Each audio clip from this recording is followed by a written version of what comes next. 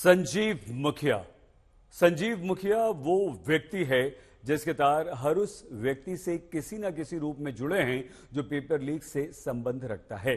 मुखिया ने ही बिहार से लेकर झारखंड तक अपनी जड़ें जमा रखी थी। वो खुद प्रधान रह चुका था और अपनी पत्नी को एलजेपी से विधानसभा का चुनाव लड़वा चुका था।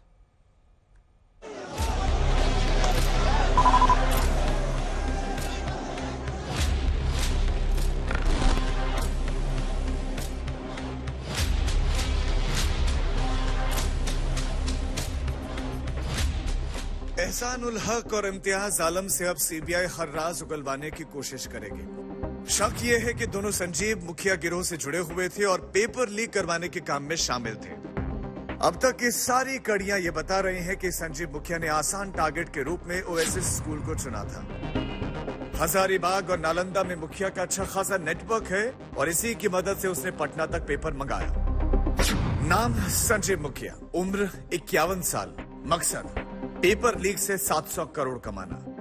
मुखिया को पटना पुलिस से लेकर सीबीआई शिद्दत के साथ तलाश कर रहे हैं। उसके गैंग के गुर्गे एक एक करके पकड़े जा रहे हैं। हजारीबाग से लेकर पटना तक गिरफ्तारियां हो रही हैं, लेकिन मुखिया फरार है। अग्रिम जमानत हासिल करने की कोशिश कर रहा है।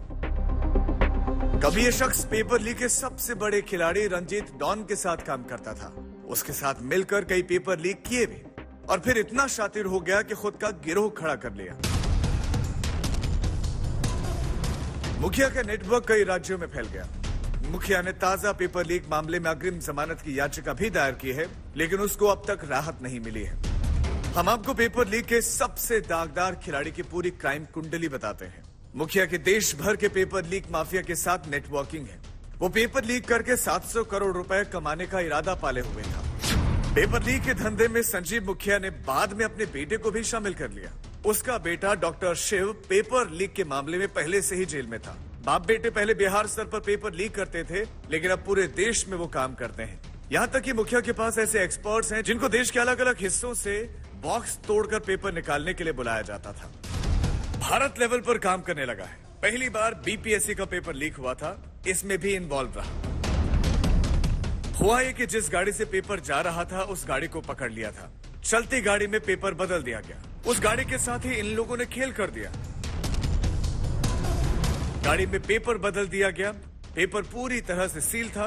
बाप बेटे इसी काम में एक्सपर्ट हैं, इसीलिए पेपर बदल दिया।